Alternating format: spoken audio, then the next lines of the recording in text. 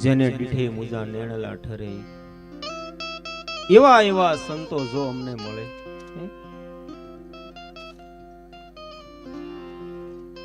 ઓદર માંથી એક બુંદ પડે ને ભગવંત નામ ધરે. દે ઓદર માંથી એક બુંદ પડે,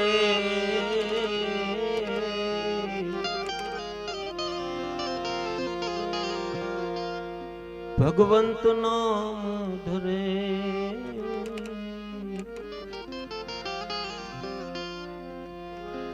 નરક સોડાવીને ઓ ન્યારા રેવે, અમર લોક ને ભરે. એવી વાત કરી આમાં મહાપુરુષે. ઓદર માંથી એક બુંદ પડે ને ભગવંત નામ ધરે. કેનું ભગવંત? બીજા શરણની અંદર એને વાત કરી, સાલતા નર ધરણને ના દુભવે, જીવ થકી ડરે. જો જીવની વાત આવી છે ને, ઓદર માંથી એક બુંદ પડે, એક જીવ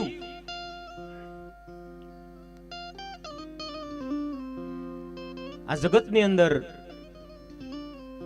વ્યાપ્ત માંથી,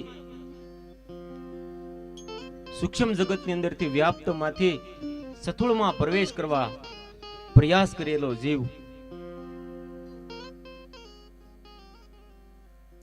ઓદર માંથી એક બુંદ પડે, ભગવંત નામ ધરે. જીવની જે ગતિ છે, જીવનું જે સ્થાન છે,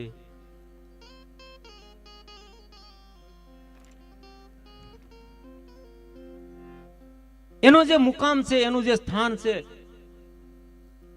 એનું પ્રકારે વિચારીએ કે આ જીવનું સ્થાન ક્યાં છે, એનું નિજ ધામ ક્યાં છે. ભમતો ભમતો આ જીવ વ્યાપ્ત માંથી સ્થૂળમાં આવ્યો ક્યાં માટે? એ ગતિ પ્રાપ્ત કરવા માટે, પોતાનું નિજ સ્વરૂપ છે, નિજ ધામ છે, એમાં પહોંચવા માટે નરક છોડાવીને ન્યારા રહે, અમર લોક ને વરે. અમર લોક જ્યાં મરવું નથી પડતું, મરે છે શું?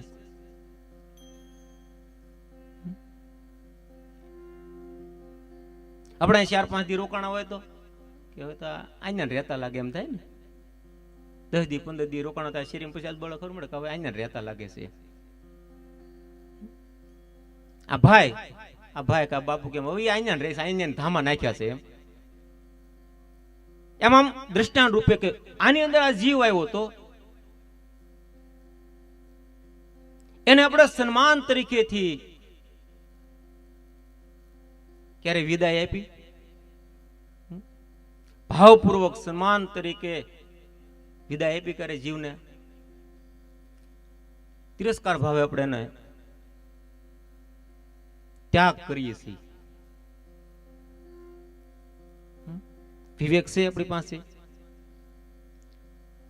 સત વિચાર છે આપણી પાસે. જે જીવ આવી ગયો છે સ્થૂળ ની અંદર,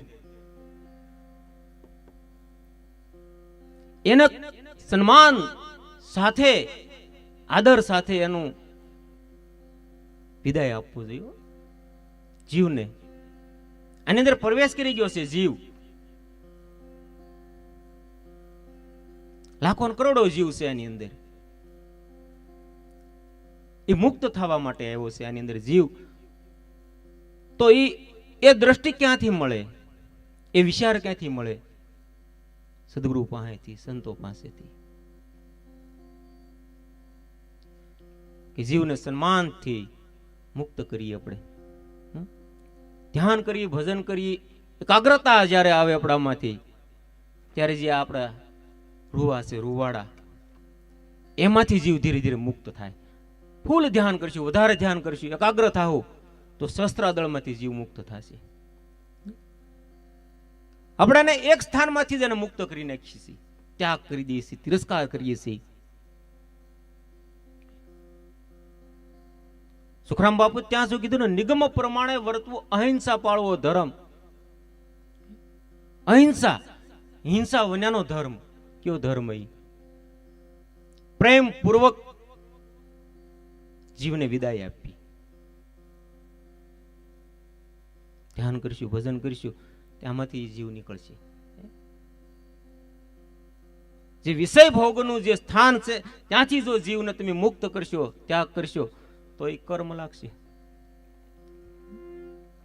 કર્મથી છૂટવા માટે ભજન છે, ધ્યાન છે, સ્મરણ છે, પ્રાર્થનાઓ છે પરમાત્માની, ગુરુ મહારાજની, ઈષ્ટદેવની. એમાં વિવેક આવવા મળશે. ધ્યાન ભજન કરીશું ને આપણે, આવી સમજ પડવા મળશે આપણને. નરક છોડાવીને ન્યારા રહેવે, અમર લોક ને વર. અમર લોક આની અંદર છે, આની અંદર બધું છે. બહાર આપણે કારે ભાડ્યો અમર લોક, આપણે તીર્થયાત્રામાં બધી જઈ આવી, પણ જે લોક છે સતલોક, એ આની અંદર દર્શન થાય છે. કરવા હોય તો ભજન થકી, સ્મરણ થકી. પણ આ જીવને, જીવની ગતિ ગુરુજીને 5 જેવી કસ્તુરી કેરી વાસ. એ ગતિ કોણ અપાવે? સદગુરુ મહારાજ.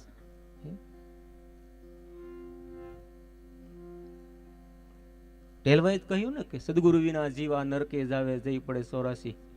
જમણાને હાથ જમ એટલે સમયમાં વહી જવાનું, પછી કાળની સાથો સાહેબ. સદગુરુ વિના આ જીવ, જેની અંદર જીવ જે છે, આપણે જીવની વાત થઈ રહી છે, જીવની વાત, કે એને સન્માન પૂર્વક વિદાય આપી. આપણે અહીં બધા મોઢું સડાઈ ગયો હતા બલર પરિવાર, કેવું ગમે આપણને.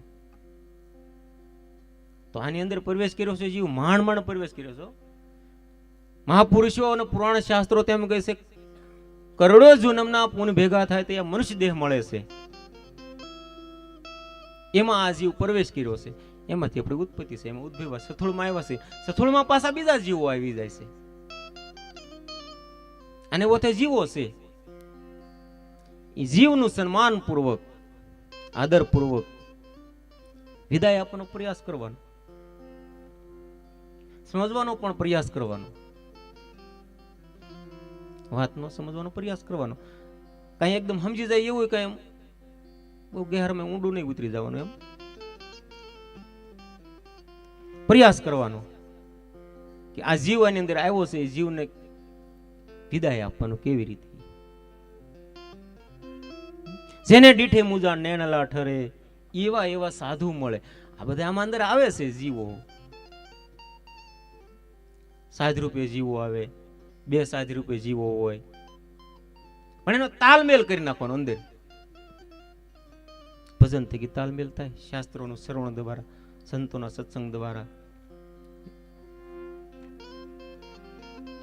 એવું શીખવાનું ધીરે ધીરે. એકદમ કઈ શીખાય નહીં જાય. ભારતી રેવાજી કહે છે ને, બીજ જાણ્યા વિના બારા ભટકે, નુગરા નરકે જાશે. જ્યાં જીવને નથી જણાતા, જીવને આપણે જાણતા નથી ને, ત્યાં સુધી સકડીમાં ફર્યા કરે છે. પુણ્ય પાપનો માર્ગ જે છે એ આ જીવને જાણી જાય, આ બીજને જાણી જાય, તો એ પુણ્યનો માર્ગ છે. સુજે ક્યાંથી એ ગોતવું પડશે આપણે. જીવ છે પરિવર્તન છે, સ્થિર નથી. ક્યાં રે?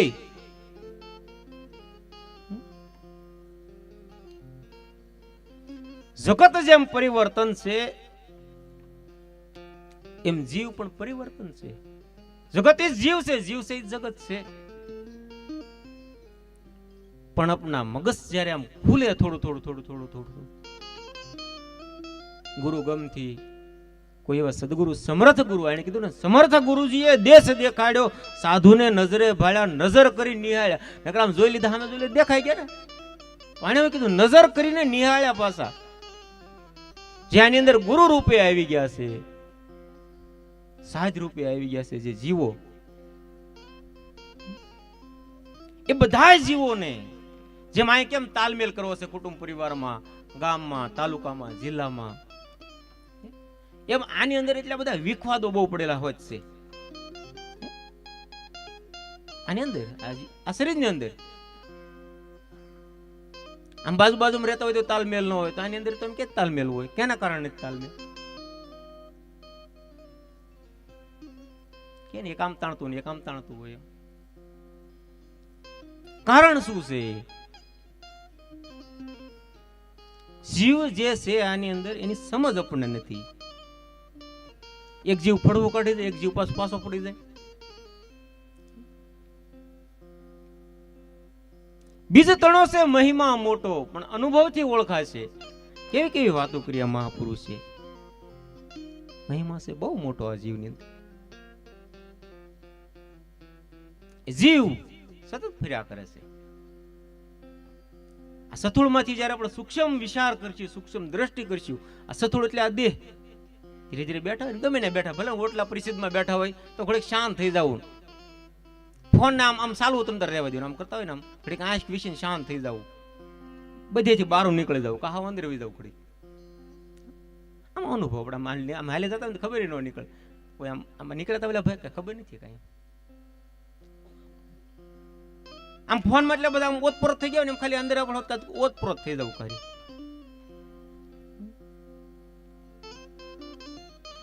જીવન જીવવાની મજા આવે છે. જીવન અંદર જે જીવ છે ને એ આપણે સહારો આપશે, ટેકો આપશે.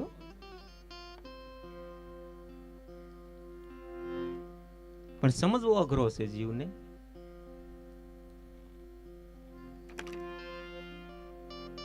અઘરો કેનો કારણ? પાછા મારા બાપુ પ્રશ્ન કરે, કે હો તમે એટલું બધું અઘરું બનાવી દો માઈ, કેમ કે પાછા સવારે કે માણસ સરળ કરીને મૂક્યું હોય ને તમે અઘરું બનાવી દો છો. પાછા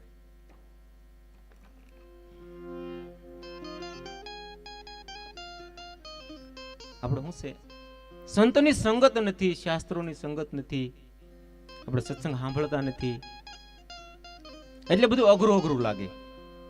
અઘરું છે ને આમાં અભ્યાસ કરવા મળે ને એટલે સરળ બનવા મળે.